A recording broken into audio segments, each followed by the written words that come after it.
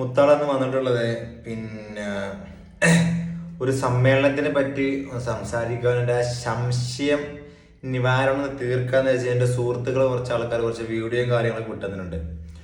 അപ്പോൾ അതിനെ പറ്റി സംസാരിക്കാനാണ്. ഓക്കെ, അപ്പോൾ അതിൻ്റെ വീഡിയോ കുറച്ച് നമുക്ക് കാണാം.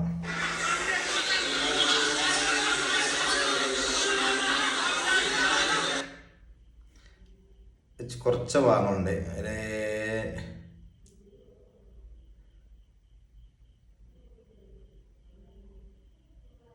ഒരു വോയിസ് വന്നു.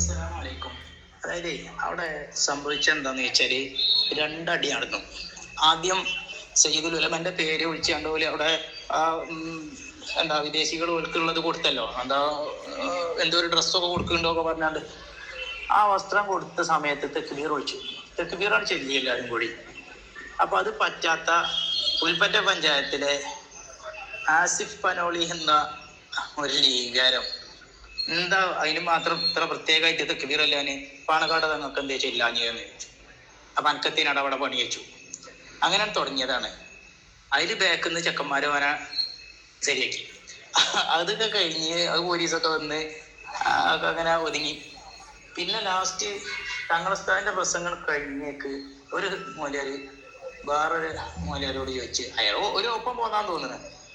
അപ്പൊ പോവില്ലേ, അതിന് ബാക്കുന്ന രണ്ട് ലീഗുകാര് നിങ്ങൾക്ക് പോണെങ്കിൽ നിങ്ങൾക്കാണ് പോയാൽ പോലെ, നിങ്ങൾ എന്തിനാ വേറുള്ളവരും കൊണ്ടുപോകണേ എന്ന് വെച്ചിട്ട് ഇയാളെ കോളറിന് വിളിച്ചു. ഭയങ്കര ഉന്തുണ്ടല്ലോ ഇവര് തമ്മില്.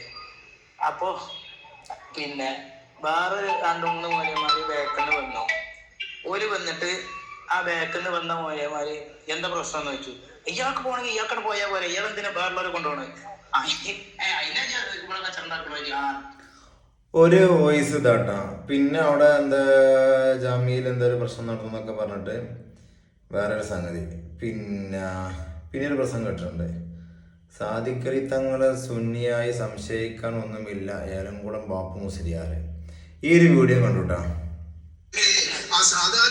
പരമ്പരയിൽ ബഹുമാനപ്പെട്ട മകൻ സയ്യിദ് സാദിഖ് അലി ശിഹാബ് തങ്ങൾ, സയ്യിദ് അബ്ബാസ് അലി ശിഹാബ് തങ്ങൾ അവരാണ് ഇതിനെ അയക്കുന്നത്. സുന്നികളെ സംശയിക്കാനൊന്നുമില്ല, സുന്നികളെ സംശയിക്കാനൊന്നുമില്ല. അല്ലാഹു നല്ല ഈമാൻ അവർക്കും നമുക്കും നൽകട്ടെ.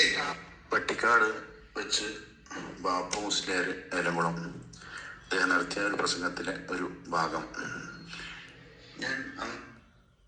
അടി നടന്നു വന്നപ്പോൾ 1-2 ദിവസമായിട്ട് പിന്നെ സോഷ്യൽ മീഡിയയിൽ ഇങ്ങനെ നടക്കുന്നുണ്ട്.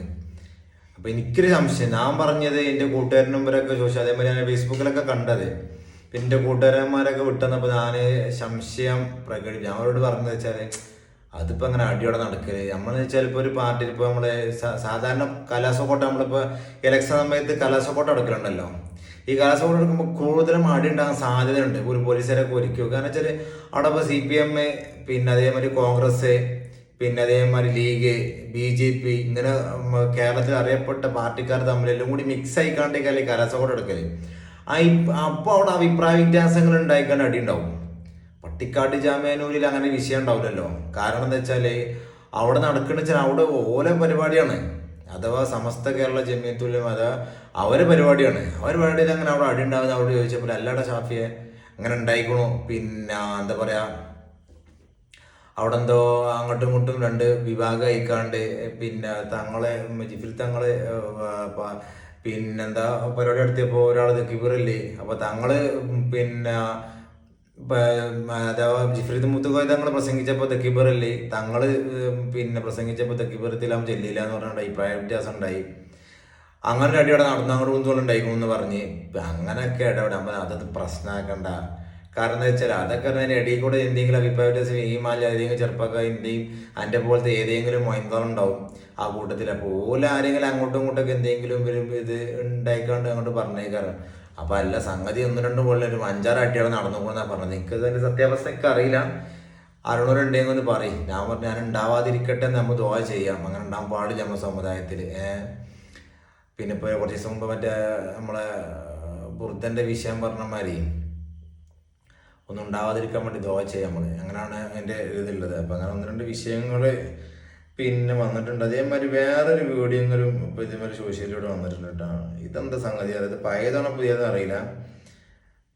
പിന്നെ ഇത് ബഹുമാനപ്പെട്ട കൊയ്യോടുത്താതി ഇബ്രീതകള്, അതേപോലെ അസർവൈറ്റി, ഡോക്ടർ വഹാബുദ്ദീൻ അലവി, അതേപോലെ മറ്റുള്ള പണ്ഡിതന്മാർ സമസ്തന്റെ പണം ഉപയോഗിച്ചിട്ട് യാത്ര നടത്തിയിട്ട് ഞാൻ പറയുന്ന കാര്യം സത്യാണെന്ന് രേഖപ്പെടുത്തി വെച്ചിട്ടുണ്ട്.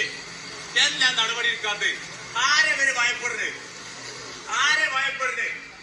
ഇതെന്താ സംഗതി എന്നൊരു പിടുത്തം കിട്ടിയില്ല. കുറച്ചൊക്കെ എങ്ങനെ മനസ്സിലായി എന്തൊരു സംഗതി നടന്നാണെന്നൊക്കെ മനസ്സിലായി. ഇതിനെ പറ്റിയും ഒരു തലയും പാലില്ല. അപ്പോൾ അറിയണവരുണ്ടെങ്കിലും ഒന്ന് പിന്നെ വിഷയങ്ങളൊന്ന് വിശദീകരിച്ച് തന്നാൽ എനിക്ക് നല്ല പൊതുവെ നമ്മളെ പിന്നെ എൻ്റെ പോലത്തെ സാധാരണക്കാരുണ്ടാവും, അവർക്ക് ഇതിന് ആവശ്യമാണ്. കാരണം എന്ന് വെച്ചാൽ പണ്ഡിതന്മാർ ഇങ്ങനെ ഒരു അഭിപ്രായ വ്യത്യാസം ഉണ്ടാകുമ്പോൾ നമ്മളെ പോലത്തെ സാധാരണക്കാരന് പല രീതിയിലും അത് വൈതെറ്റി ഇപ്പോഴത്തെ സോഷ്യൽ മീഡിയ കാലഘട്ടം ആയതുകൊണ്ട് വൈതെറ്റി ചിന്തിക്കാനൊക്കെ ഒരു വിഷയമാണ്. അപ്പോൾ അങ്ങനത്തെ അഭിപ്രായ വ്യത്യാസങ്ങളുടെ പെട്ടെന്ന് തന്നെ മറുപടി കൊടുത്തു കഴിഞ്ഞാൽ ഇപ്പോൾ ആ ഒരു മനസ്സിൻ്റെ ഒരു പ്രശ്നത്തിന് നല്ലതാണ്. ഇൻഷാ അല്ലാഹ് മറുപടി പ്രതീക്ഷിക്കുന്നുണ്ട്. ഇൻഷാ അല്ലാഹ്.